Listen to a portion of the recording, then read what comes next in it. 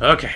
Dragon Ball Super Broly is the latest entry in the hugely popular Dragon Ball franchise, which began in Japan 1984 as a whimsical adventure comedy manga series written and illustrated by Akira Toriyama. Over the years, the series grew and grew in popularity, eventually shifting focus to become a high-octane martial arts epic, whose second anime adaptation, Dragon Ball Z, went on to become a global phenomenon largely responsible for bringing anime to the West during the mid-90s alongside other shows like Pokémon, Digimon, and Sailor Moon. Dragon Ball is largely characterized by its quirky mix of fantasy, sci-fi, and slapstick comedy, its loud, bombastic action scenes, and its infamously melodramatic and plot hole-ridden story. It's also my favorite thing.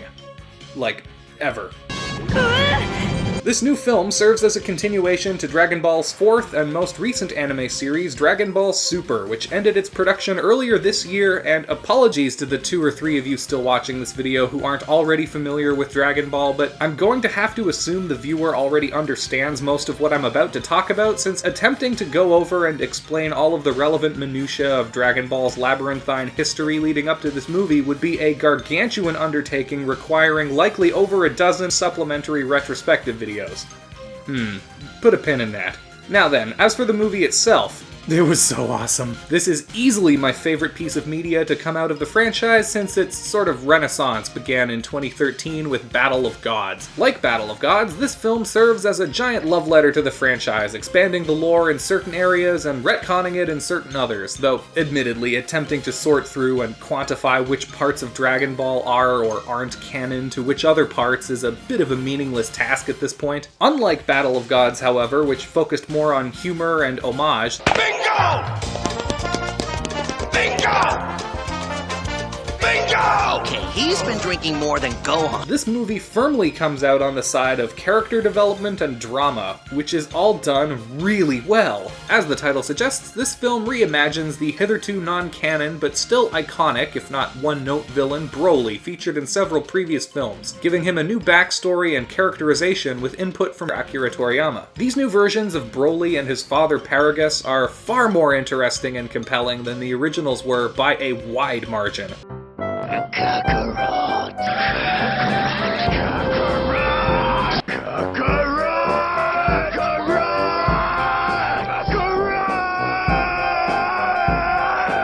Kakarot. What the heck's a Kakarot? Without getting into any spoilers, what I will say is that Broly is the first and only Dragon Ball movie opponent who is actually the film's central protagonist, even above Goku, which gives this movie an incredibly refreshing and distinct flavor compared to other entries in the franchise. There are also a couple of brand new characters introduced, and I was quite surprised by how much I enjoyed them as well. I also appreciated that this movie didn't feel the need to shoehorn in every single member of the series' extensive supporting cast. There's only so many times you can pull the "they all got together for a big party" card, and I was glad that they didn't go for it here, with only a few returning characters besides Goku, Vegeta, Frieza, and Bulma showing up to give quick cameos. The film also resists the urge to jump straight into the action, giving its story, themes, and characters time to build a solid foundation before cutting loose. The second half or so of its runtime is mostly made up of various fight scenes, but that's to be expected of Dragon Ball, and it's very well paced, taking care to include moments of levity and other respites so the action never gets dull or repetitive. The film's visuals are also among the best in the entire franchise. It features simpler character designs than we've had from this series in a long while, reminiscent more of the late Dragon Ball and early Z era art style than the over-designed, hard-edged aesthetic that the series has been pushing towards for decades at this point. The animation is also extremely crisp and polished looking, with kinetic movements that were a real sight to behold on the big screen. As in the previous film, Resurrection F, there were a few shots during the height of the action that briefly shift over to CGI character models, but these segments have been polished up immensely since the last time and aren't nearly as intrusive or distracting this time around.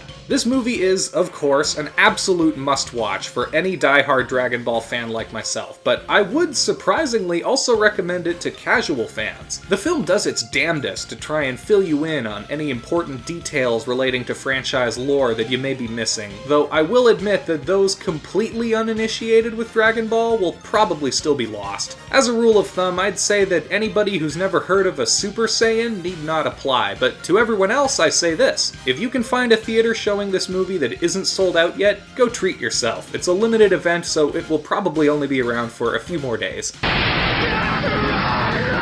Thanks for watching. If you like this video, please hit that like button, subscribe, and ring the bell to help the channel grow. Leave a comment down below letting me know any and all of your thoughts surrounding Dragon Ball, Dragon Ball Z, GT, Super, or anything in between. As always, there are lots of other videos up on the screen you can check out here if you like this. Thanks very much once again, all of you, for watching, and take care.